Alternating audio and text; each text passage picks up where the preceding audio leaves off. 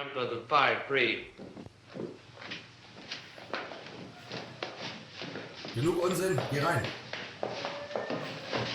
Hör auf zu weinen, zieh dich aus. As the arrivals began to enter the gas chamber, a hush fell over the undressing room. The SS men ceased the yelling and the beating, completely mesmerized by a strikingly beautiful young woman. She was none other than Franceska Mann, the dancer of Warsaw. When she noticed the SS men leering at her, Franceska initiated a tantalizing striptease performance. What happened next occurred at lightning speed and shocked everybody. Shalom friends, my name is Eliezer Margules, and welcome to Red, White and Jew, a Jewish storytelling and commentary channel, where we deep dive into topics important to Jews worldwide and share our stories. That being said, all are welcome here, and I encourage our non-Jewish friends to tune in as well and engage in the dialogue. As a Jew in America, I've always felt that Western media's portrayal of the Holocaust is often watered down. The most common trope in these films are about righteous Gentiles saving the poor, defenseless Jews. I've always wished there was more media and content which highlighted Jewish courage during this dark period in our history. Stories where Jews are portrayed as powerful rather than powerless and in need of saving. Stories like the one I will share with you in this video. The story of a Jewish ballerina who seduced and shot multiple members of the SS in the undressing room of one of the gas chambers of Auschwitz-Birkenau, inspiring others to join her in a final act of resistance. I will list my sources in the description section of this video. I am not someone who is big on trigger warnings. However, I do want it to be known before we dive in that I do not shy away from disturbing and uncomfortable facts when it comes to the Holocaust. To truly understand evil, we must look evil in its eyes. Now, without further ado, this is the story of Franceska Mann.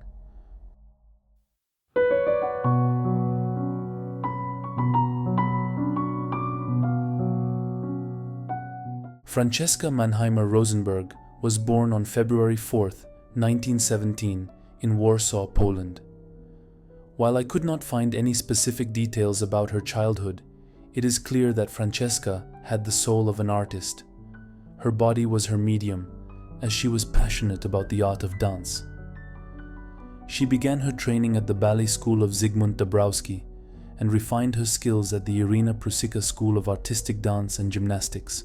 After completing her studies, Franceska went on to have a successful, albeit short-lived career and became known to the general public as Franceska Mann. She was a regular performer at the Melody Palace nightclub in Warsaw. She also performed on cabaret and opera stages, at cafes, private parties, and even in front of the camera, mesmerizing audiences with her refined technique and fluidity of motion. In 1939, Franceska's career gained significant momentum. Early in the year, she ranked 4th place in the Brussels International Dance Competition, competing against 125 other professional dancers. Critics and media regarded her as one of the most promising up-and-coming dancers in Poland at the time. Franceska rode this wave of professional success throughout the year, but in September of 1939, the music came to an end when the Nazis invaded Poland. When the Nazis seized control of Warsaw, one of the first things they did was identify the Jewish citizens.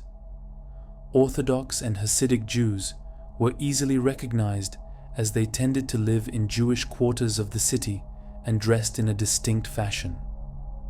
Jews like Franceska, who lived more secular lives, were harder to identify.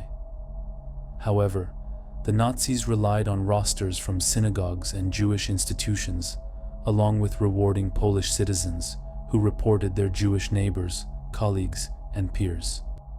After they were identified, the Jews of Warsaw were forcibly uprooted from their homes and into the Warsaw Ghetto, a designated section of the city where Jews were imprisoned while the Nazis decided what to do with them. You see, initially, there was no plan to commit this mass murder. The plan was to deport the Jews out of the territory of the Third Reich. There were about 400,000 Jews in Germany when Hitler came into power. However, Poland was home to some 3.3 million Jews. Deporting this number of people would further damage Germany's failing economy, and the majority of countries had closed their borders. So what would become of the Jewish citizens of the lands occupied by the Third Reich? The Nazis referred to this dilemma with a euphemism, the Jewish question. On January 20th, 1942, high-ranking members of the Third Reich met in Wannsee, Germany, to discuss this issue they faced. Ultimately, it was decided that the Jews of Poland, and eventually other occupied lands, would be deported to one of 6 killing centers constructed in Poland: Treblinka, Chełmno, Belzec, Sobibor, Majdanek, and Auschwitz-Birkenau, where they were to be gassed in masses. This operation was top secret. The general public was told that the Jews and other political prisoners were being deported to labor camps to aid in the war effort. But when these people were sent away to the east, never to be seen or heard from again, it became clear to many that the Nazis had an insidious agenda for those they deemed inferior. Franceska's fame and influence would become a means of survival. Franceska was one of 2,500 Jews who managed to hide outside of the Warsaw Ghetto. There are some unverified publications which name her a Nazi collaborator. If this is true, this could have been one of the ways she evaded capture for so long. It was not uncommon for Jews to assist the enemy, thinking it would save them. Even today, I hear people refer to these Jews as traitors, but I ask that we suspend judgment. These people did not ask to be in this situation. They were reacting to a set of circumstances which were forced upon them. People love to say what they would and wouldn't do to survive, all while living comfortable and privileged lives, and sometimes even fault or judge the victims for how they reacted. I find this quite irritating. I promise, you have absolutely no idea how you would react. By 1943, almost all of the Jews who had been imprisoned in the Warsaw Ghetto were already sent to their deaths. The Nazis began to focus their efforts on finding those who had evaded capture or were in hiding, and orchestrated a fiendish plan to achieve this objective. The Nazis offered false passports out of Europe to several countries in South America for a high sum of money, luring the wealthy out of hiding with a false sense of hope and security. Franceska was one of hundreds who purchased these passports, then reported to the Hotel Polski, under the impression their group would be transported to Switzerland and then to South America. Eventually, Franceska and 700 others were transferred from the Hotel Polski to Bergen-Belsen, a forced labor camp in Germany. Bergen-Belsen was not a killing center like Auschwitz or Treblinka, but many people died there due to the deplorable and unlivable conditions. However, Franceska and those involved in the Hotel Polski affair were housed in a section of the camp that was more livable than the disease-ridden rest of the camp. In October of 1943, Franceska and the others involved in the Hotel Polski affair were transferred out of Bergen-Belsen. They boarded a train, headed towards what they believed to be their escape. However, the train was headed in the complete opposite direction, to Auschwitz-Birkenau, the largest site of mass murder during the Holocaust.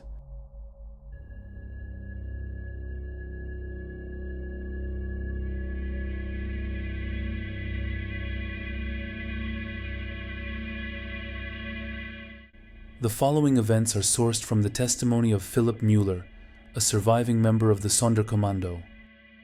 The Sonderkommando were a unit of male prisoners who, under the threat of their lives, were forced to aid the SS in the mass gassing and cremation operations at the killing centers.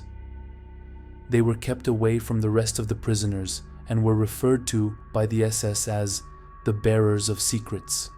These prisoners faced the daily torment of moving corpses from the gas chambers to the crematorium, cleaning the chambers of bodily fluids, and collecting the luggage which came with the arrivals before it was sent to another facility at the camp to be sorted. In the early morning hours of October 23, 1943, the Sonderkommando prepared Crematorium 2 for an incoming convoy of arrivals slated for execution. Crematorium 2 was one of 4 gas chambers and crematoriums located at the end of the railway platform where arrivals underwent a selection process. The building was designed by Nazi engineers to kill as many people as possible and was constructed to resemble a bathhouse, with signs reading "Entrance to the baths and disinfecting room." The undressing room and gas chamber were located in the cellar and, at maximum capacity, could fit around 1,000 people at a time. After Crematorium 2 was prepared, Philip and the other Sonderkommandos reported to the yard outside of the building. A convoy of trucks carrying arrivals from the railway platform pulled into the yard. As the people from the group exited the trucks, Philip noticed that the SS men were acting differently than usual. Instead of yelling, beating, and otherwise harassing the arrivals, the SS men wore a mask of beguiling charm, politely assisting people down from the trucks while engaging in small talk. Philip also noted that these arrivals were well dressed, appeared relatively clean and healthy, and did not wear the mandated yellow Star of David used to identify Jews. Once they all exited the trucks, Obersturmführer Hössler, a member of the SS, stepped onto a wooden box to make an announcement. This is your last stop on the territory of the Third Reich. We brought you here because the Swiss authorities insist that each one of you be disinfected before you cross the frontier. Here we have the facilities for carrying out large-scale disinfection proceedings. In this building, a large bathhouse has been installed. After your shower, please have your travel documents ready so that we may certify that you have been disinfected. Your next train, which will take you to the frontier, is scheduled to depart tomorrow at 7 in the morning. When the group descended into the underground undressing room, Philip and the other Sonderkommandos were ordered to line the walls, holding one of 6 hand-painted signs with the letters of the alphabet hand-painted on them, A to E, E to H, and so forth. Hössler's performance continued. Ladies and gentlemen, you can all see the boards with the letters of the alphabet which were just brought in. After your shower, queue up at the board with the first letter of your surname, where you will be given a certification confirming you have been disinfected. The arrivals went into huddles and consulted each other. Philip could hear many of them speaking Yiddish, and he speculated that these Eastern European Jews had no doubt heard the rumors of German extermination camps and were clearly suspicious. About half of the people disrobed and were ushered into the gas chamber at the end of the corridor, while those who remained in the undressing room stayed defiant, silently standing in place, not moving. At this point, the SS men in the undressing room, Quakernack, Hustek, Voss, Boger, Schillinger, Gorges, Emmerich, Kurschus, Ackermann, and Hössler, took off their charming masks. They began their normal routine of yelling, beating, and harassing the arrivals into submission, striking people at random with whips and batons. There seemed to be an unspoken consensus amongst the group that resistance was pointless in this situation, and they began to undress. Suddenly, Philip noticed a hush fall over the undressing room. Schillinger and Quakernack, who were doing most of the beating, had stopped in their tracks, completely captivated by a strikingly beautiful young woman as she took off her right shoe. This woman was none other than Franceska Mann. When she noticed the SS men leering at her, she initiated what Philip described as a sensuous striptease performance, and she continued to take off her clothes. She slowly lifted her skirt and delicately removed her right stocking, then removed her blouse. The SS men were mesmerized, paying no attention to anything else. She then leaned against a concrete pillar to remove her left shoe. Philip said what happened next happened at lightning speed. As soon as she removed her shoe, the erotic performance stopped. Franceska quickly bludgeoned the heel of her shoe into Quakernak's forehead. He fell back in shock and pain, blood streaming down his face. Taking advantage of his incapacitated state, Franceska lunged at him and got a hold of his pistol. Schillinger was completely caught off guard and fumbled for his own pistol. Then, Franceska fired 2 shots, striking him in the abdomen. A third shot rang out, this one striking SS Sergeant Emmerich. Her actions inspired a rebellion, as others in the group began to attack the SS. Some reports revealed that one member of the SS had his nose torn from his face, and another was nearly scalped. As the chaos broke out, Franceska disappeared into the crowd. The remaining SS fled outside and turned off the lights, and locked everyone inside. Philip was convinced this was the end. A man in the group approached Philip and other Sonderkommandos, who had huddled together. He asked where they were, and one of the Sonderkommandos bluntly said, "The death factories." The man replied, "I don't understand what this is all about. We paid the Gestapo a great sum of money for valid visas to Paraguay. I paid 10,000 zloty, my entire inheritance. The famous dancer who fired the shots, she paid even more." Then the undressing room door flung open. All the members of the Sonderkommando outside, immediately! The terrified men ran up the stairs out into the yard. When Philip reached the top of the stairs, he saw reinforcements were arriving in the crematorium yard, armed with machine guns. The Zyklon B was lowered into the gas chamber, and the armed guards then entered the undressing room and executed all who remained, including 26-year-old Franceska Mann, the dancer of Warsaw. Franceska's body was not immediately cremated with the others. She was laid out in the dissecting room of the crematorium, where Nazi doctors extracted valuables such as gold teeth. Perversely, SS men came in to see her body one last time before its incineration. The next day, Philip and the other Sonderkommandos discovered that Schillinger died on his way to the hospital. His death was received with great satisfaction, as he had a reputation as one of the most sadistic of the SS. He was notorious for strangling Auschwitz inmates and arrivals in the undressing rooms. Philip Müller finally tasted freedom for the first time in January of 1945, when Auschwitz-Birkenau was liberated. He went on to describe in agonizing detail what he saw day after day in the factories of death, in a book entitled Eyewitness Auschwitz. I wish this story had a happier ending where Franceska and the others were able to escape. Despite the tragic conclusion, this act of courage has become an icon for Jewish resistance during the Holocaust.